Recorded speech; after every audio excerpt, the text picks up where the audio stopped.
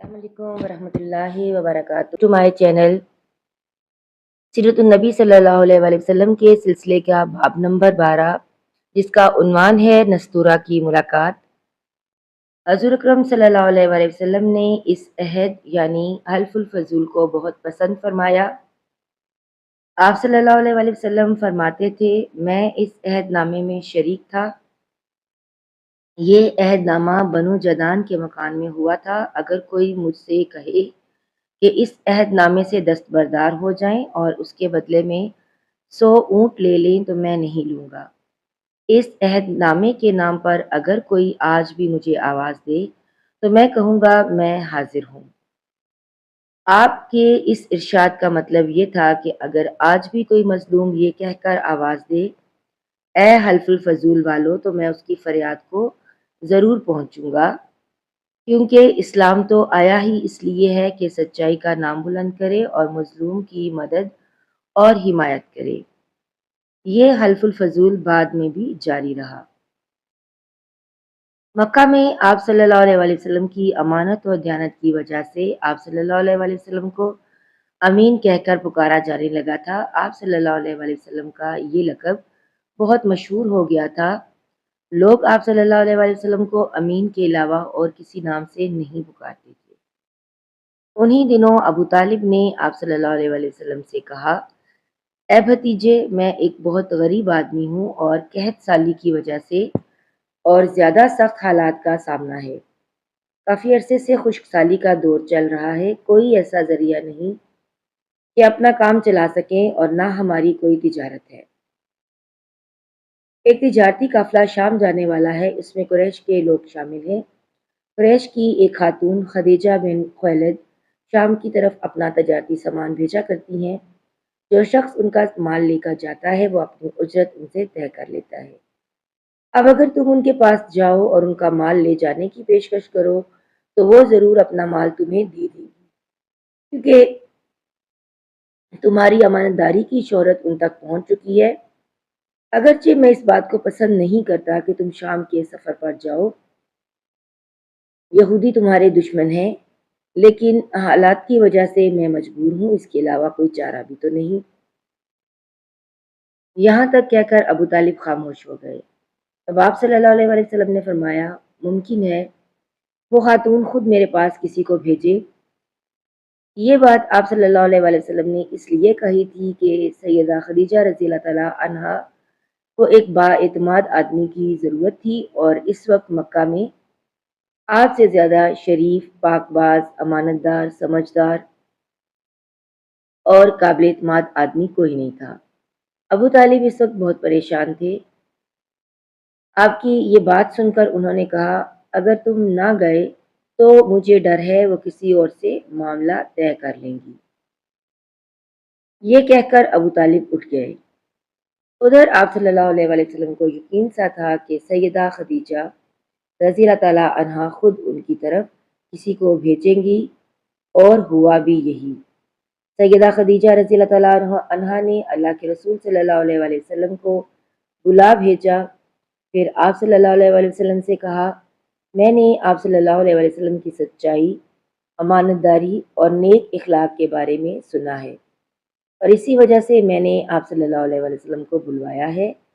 جو معاوضہ آپ صلی اللہ علیہ وآلہ وسلم کی قوم کے دوسرے آدمیوں کو دیتی ہوں، آپ صلی اللہ علیہ وآلہ وسلم کو ان سے دگنا دوں گی۔ آپ صلی اللہ علیہ وآلہ وسلم نے ان کی بات منظور فرما لی۔ پھر آپ صلی اللہ علیہ وآلہ وسلم اپنے چچا ابو طالب سے ملے، انہیں یہ بات بتائی۔ ابو طالب سن کر بولے، یہ روزی تمہارے لیے اللہ نے پیدا فرمائی ہے۔ اس کے بعد آپ صلی اللہ علیہ وآلہ وسلم سیدہ خدیجہ کا سامان تجارت لے کر شام کی طرف روانہ ہوئے۔ سیدہ خدیجہ رضی اللہ تعالیٰ عنہا کے غلام میسرہ آپ صلی اللہ علیہ وآلہ وسلم کے ساتھ تھے۔ روانگی کے وقت حضرت خدیجہ رضی اللہ تعالیٰ عنہا نے میسرہ سے کہا، کسی معاملے میں ان کی نافرمانی نہ کرنا، جو یہ کہیں وہی کرنا، ان کی رائے سے اختلاف نہ کرنا۔ آپ صلی اللہ علیہ وآلہ وسلم کے سب چچاؤں نے قافلے والوں سے آپ صلی اللہ علیہ وآلہ وسلم کی خبر گیری رکھنے کی درخواست کی۔ اس کی وجہ یہ بھی تھی کہ ذمہ داری کے لحاظ سے آپ صلی اللہ علیہ وسلم کا یہ پہلا تجارتی سفر تھا۔ گویا آپ صلی اللہ علیہ وسلم اس کام میں بالکل نئے تھے۔ ادھر آپ صلی اللہ علیہ وسلم روانہ ہوئے، ادھر آپ صلی اللہ علیہ وسلم کا معجزہ شروع ہو گیا۔ ایک بدلی نے آپ صلی اللہ علیہ وسلم کے اوپر سایہ کر لیا، آپ صلی اللہ علیہ وسلم کے ساتھ ساتھ چلنے لگی۔ جب آپ شام پہنچے تو بصرہ شہر کے بازار میں ایک درخت کے سائے میں اترے۔